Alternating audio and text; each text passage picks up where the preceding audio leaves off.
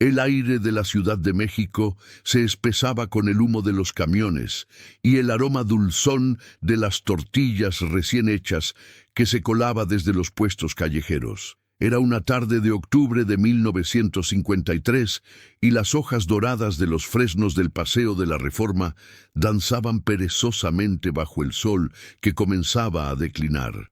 En el elegante barrio de la Zona Rosa, los edificios Art Deco se alzaban como guardianes silenciosos de una época de oro que México vivía con intensidad. Jorge Alberto Negrete Moreno ajustó el nudo de su corbata de seda mientras observaba su reflejo en el espejo del tocador de su suite en el Hotel Regis. A sus 41 años, seguía siendo el hombre más elegante del país. Cabello negro perfectamente peinado hacia atrás con brillantina, bigote impecablemente recortado y esos ojos oscuros que habían conquistado no solo a México, sino a toda Latinoamérica. Su traje de 3 piezas, cortado a la medida por el mejor sastre de la capital, se ajustaba a su figura atlética como una segunda piel. Pero esa tarde algo pesaba en su mirada. Una sombra casi imperceptible que solo alguien que lo conociera íntimamente podría detectar. «Señor Negrete», la voz de su asistente, Rodolfo Vega, interrumpió sus pensamientos desde el otro lado de la puerta. «Ya es hora. El automóvil lo espera abajo». Jorge se incorporó lentamente, tomando el sombrero charro que reposaba sobre la cómoda.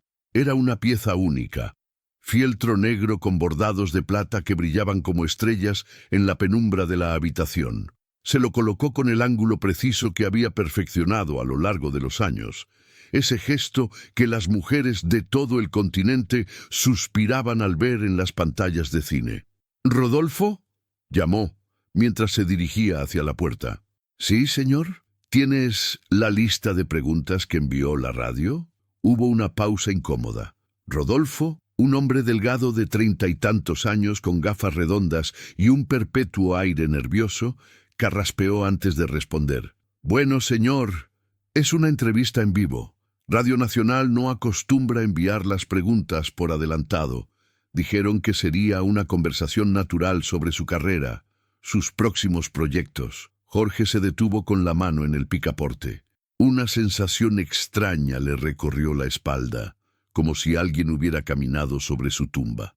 En sus 15 años de carrera, jamás había entrado a una entrevista importante sin conocer al menos el rumbo general de las preguntas. ¿Y quién es el entrevistador?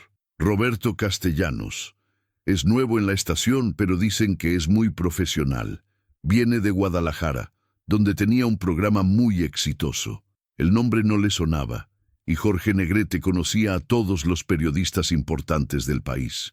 Su instinto, afinado por años en el escenario y frente a las cámaras, le susurró una advertencia, pero la desechó. Era Jorge Negrete, el charro cantor, el rey del bolero ranchero. No había pregunta que no pudiera manejar con la elegancia que lo caracterizaba.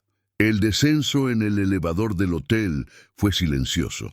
A través de los espejos Art Deco, Jorge observó su rostro desde diferentes ángulos. Los focos de luz tenue creaban sombras que acentuaban los rasgos que lo habían convertido en el galán más codiciado de México.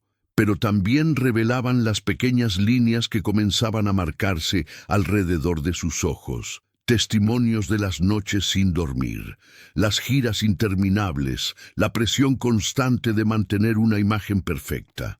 Al salir del hotel, el bullicio de la avenida Juárez lo envolvió como una manta familiar.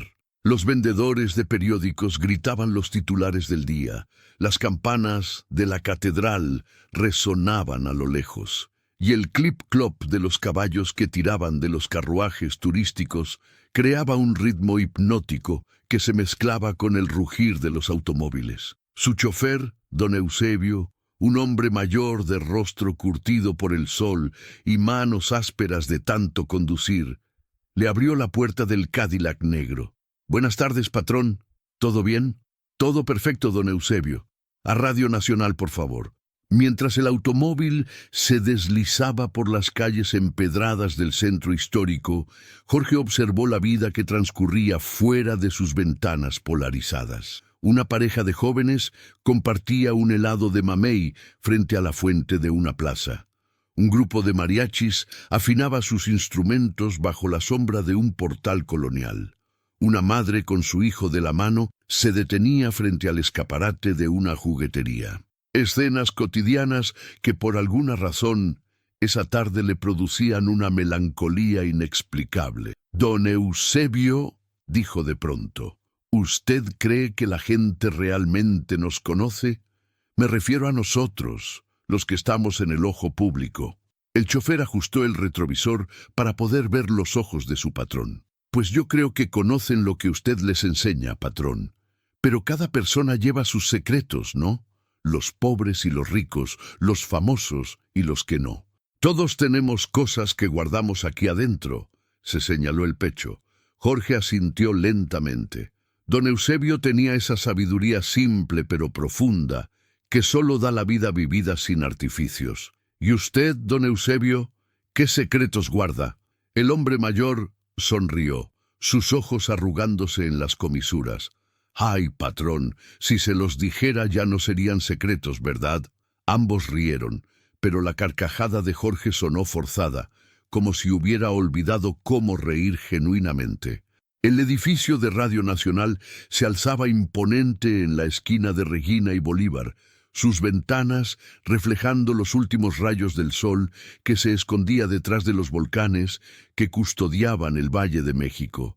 Era una construcción moderna para los estándares de la época, con líneas rectas y una marquesina Art Deco que proclamaba en letras doradas «La voz de México». Mientras subían hacia el quinto piso en un elevador que crujía con cada movimiento, Jorge sintió que el aire se volvía más denso.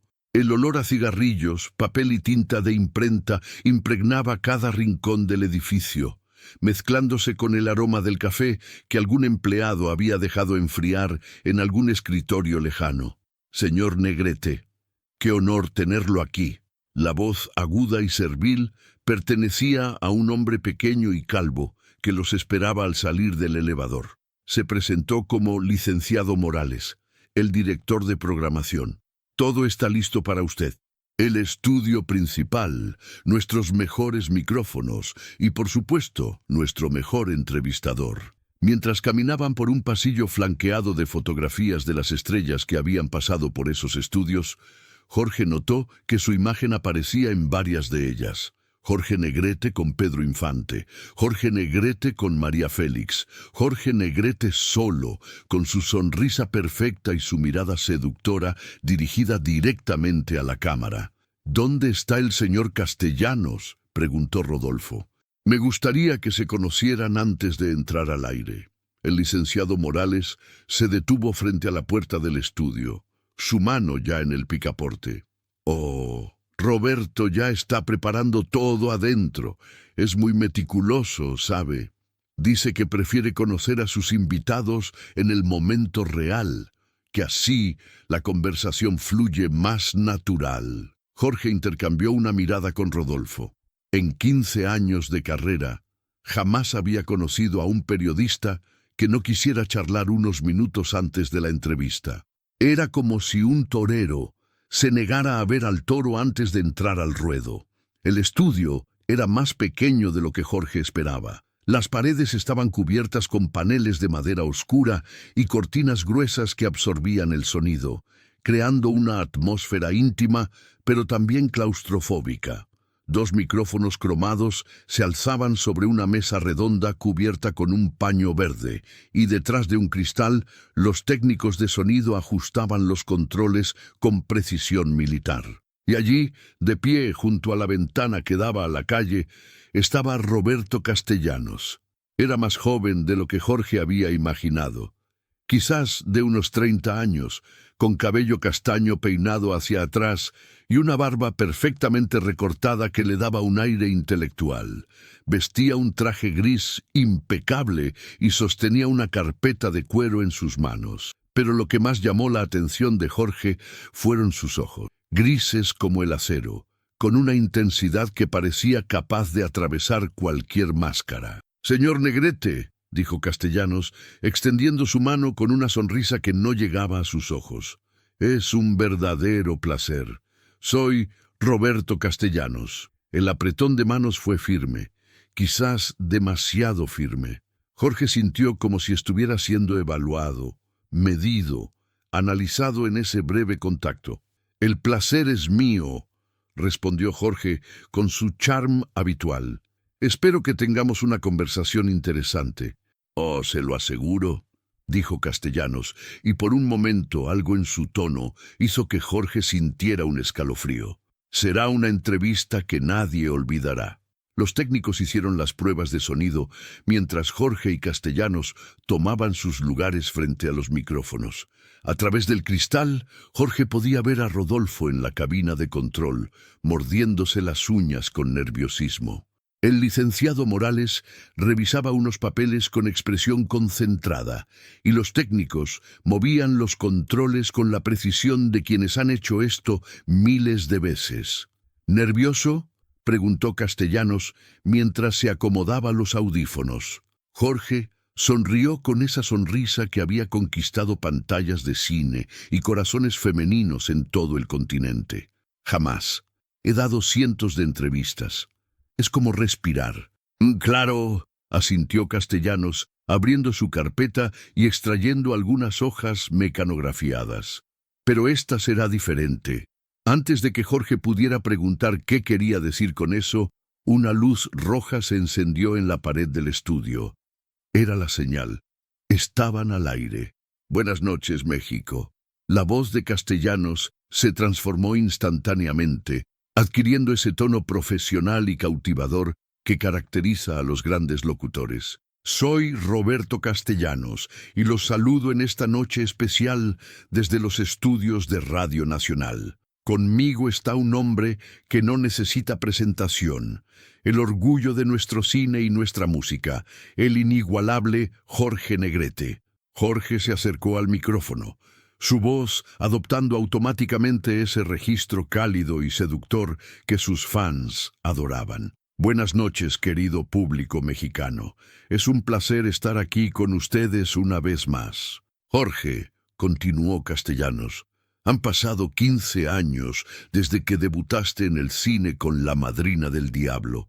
¿Alguna vez imaginaste que llegarías tan lejos?». Era una pregunta estándar, cómoda, del tipo que Jorge había respondido cientos de veces. Se relajó ligeramente en su silla. «Mira, Roberto, cuando empecé en este camino, mi única meta era honrar la música y el cine mexicano. Si el público me ha aceptado de la manera que lo ha hecho, es porque he tratado de ser auténtico, de representar los valores que nos definen como mexicanos». «Valores», repitió Castellanos, y Jorge notó un matiz diferente en su voz. «Hablemos de eso. Tú has sido el símbolo del macho mexicano, el charro elegante, el hombre que todas las mujeres desean y todos los hombres respetan. Pero dime, Jorge, ¿qué tan real es esa imagen? ¿O es solo eso, una imagen?». La pregunta cortó el aire como un cuchillo. Jorge sintió que algo cambiaba en la atmósfera del estudio. A través del cristal, vio que Rodolfo se había incorporado en su asiento, alerta. «No entiendo muy bien tu pregunta», respondió Jorge, manteniendo su tono controlado pero sintiendo que su instinto se activaba. Castellanos sonrió, pero esta vez la sonrisa tenía algo de depredador. «Es simple. El público te ve como el hombre perfecto, exitoso, elegante, seguro de sí mismo. Pero todos sabemos que nadie es perfecto. Todos tenemos nuestras debilidades, nuestros miedos, nuestros secretos. La pregunta es, ¿el verdadero Jorge Negrete está a la altura del mito?». El silencio que siguió fue denso, cargado de electricidad.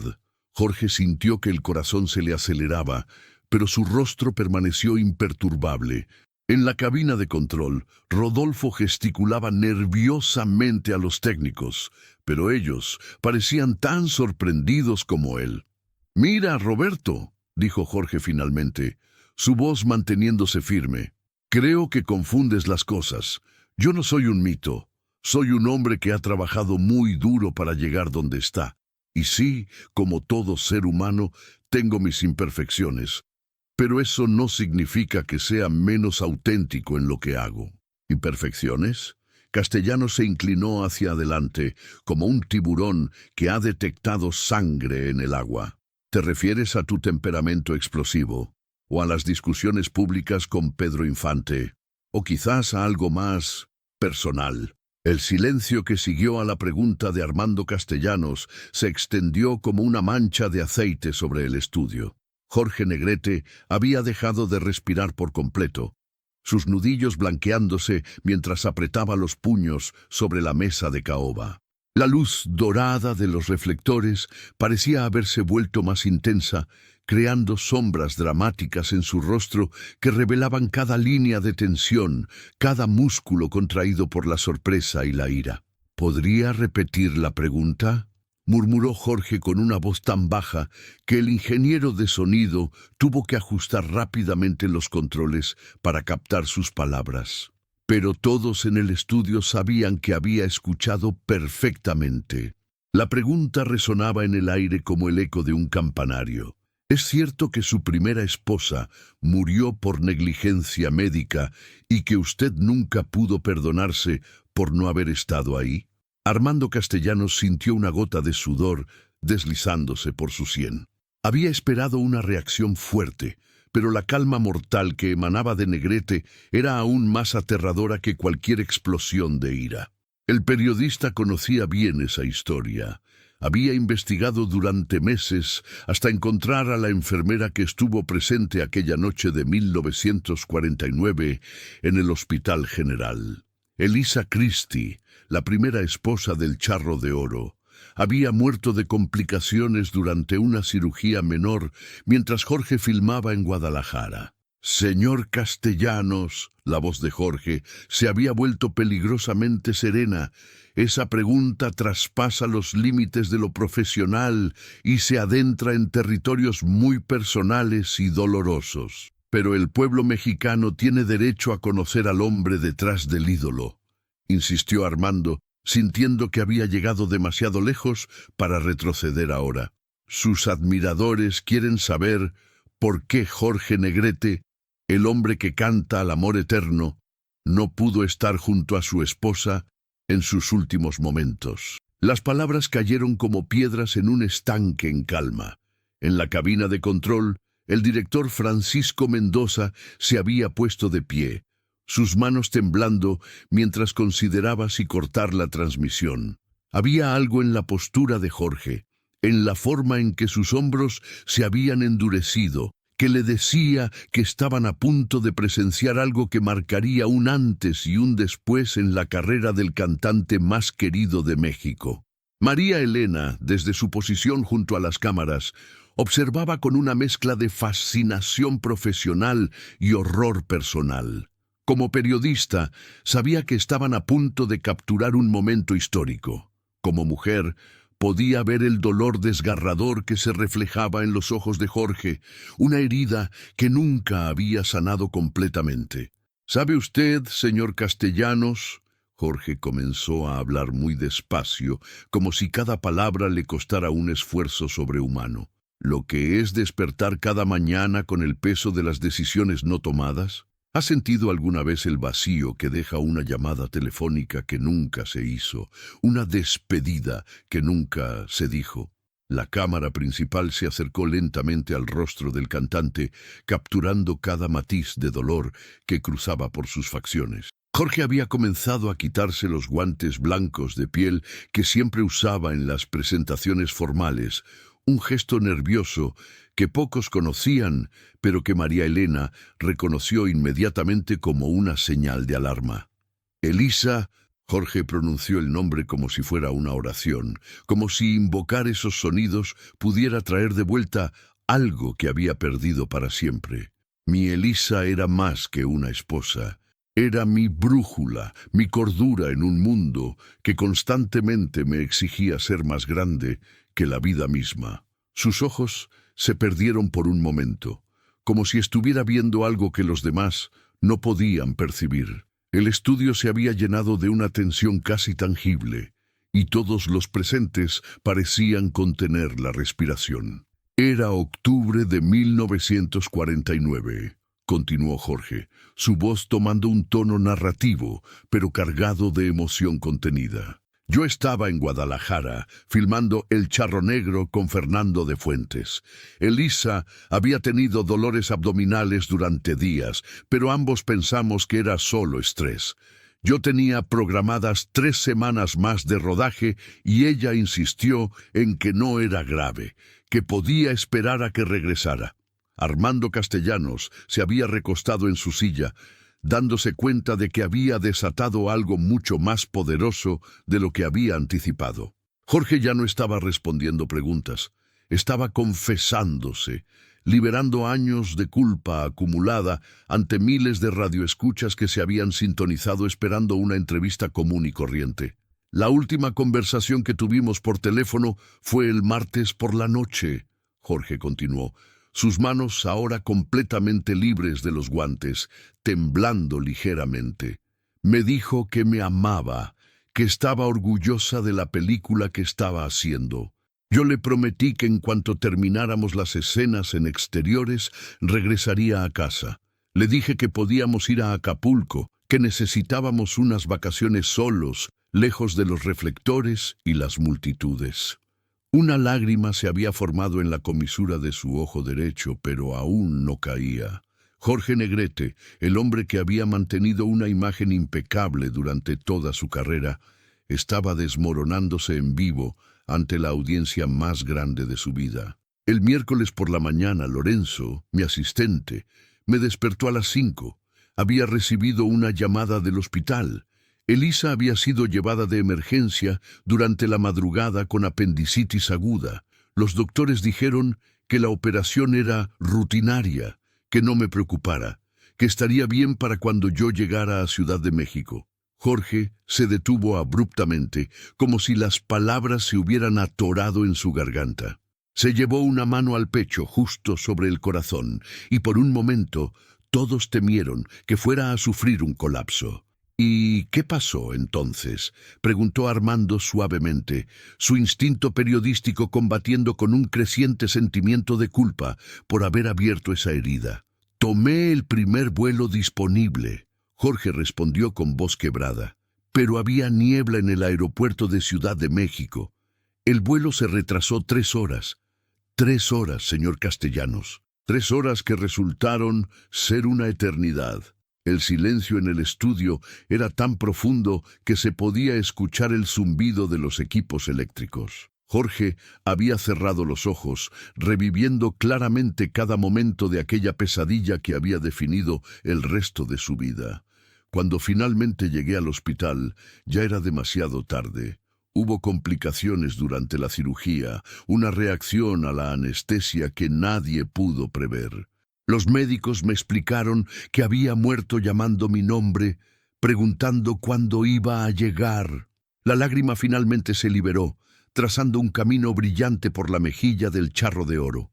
En la cabina de control, Francisco Mendoza había comenzado a hacer señas para cortar la transmisión, pero sus técnicos parecían hipnotizados por lo que estaban presenciando. ¿Y se culpa usted por no haber estado ahí? Armando había bajado la voz, dándose cuenta de que ya no estaba conduciendo una entrevista, sino siendo testigo de una catarsis.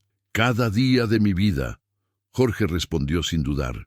Cada canción que canto sobre el amor, cada película donde interpreto al galán romántico, cada vez que el público me aplaude por representar al hombre perfecto, todo es una mentira. Porque el hombre perfecto no abandona a su esposa cuando más lo necesita.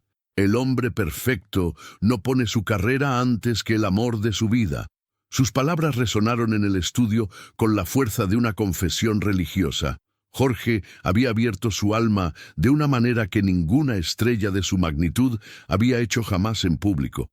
La vulnerabilidad que mostraba era tan cruda, tan honesta, que resultaba casi doloroso de presenciar. Después del funeral, continuó, ahora con un hilo de voz, traté de seguir adelante.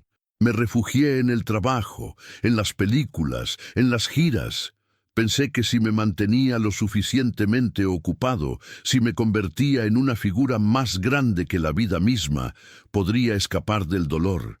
Pero es imposible huir de uno mismo, señor Castellanos. Es imposible huir de la culpa que te devora desde adentro. María Elena se había acercado más a las cámaras, sabiendo instintivamente que estaban capturando un momento que cambiaría para siempre la percepción pública de Jorge Negrete.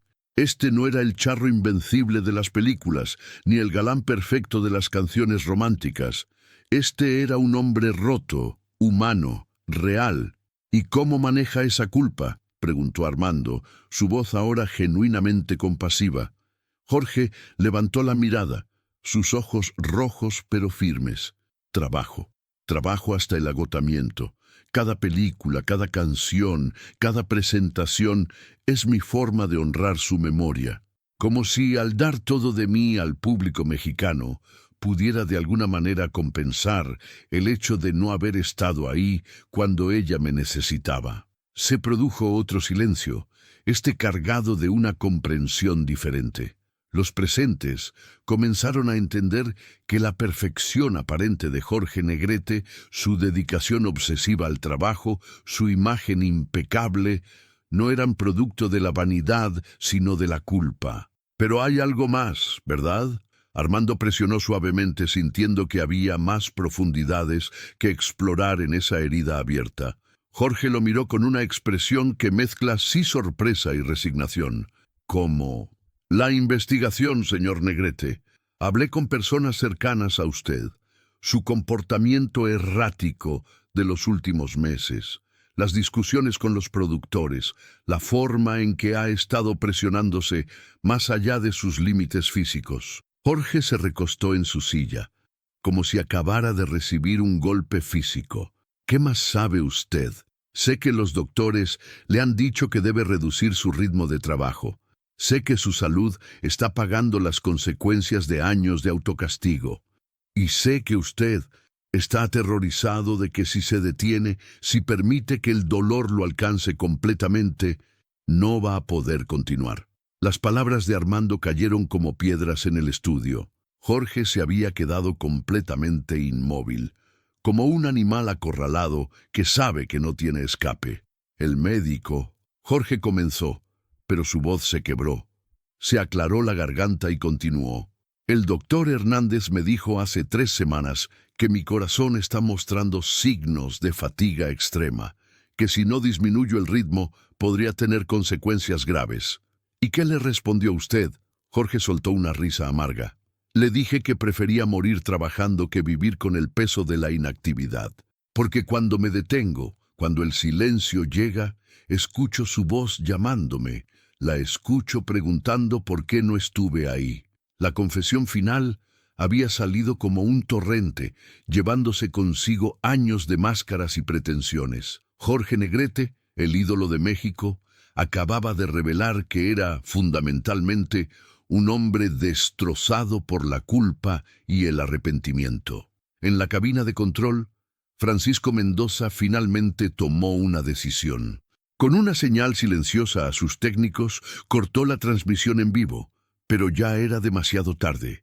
Las palabras habían salido al aire, habían llegado a miles de hogares mexicanos, y no había forma de retirarlas.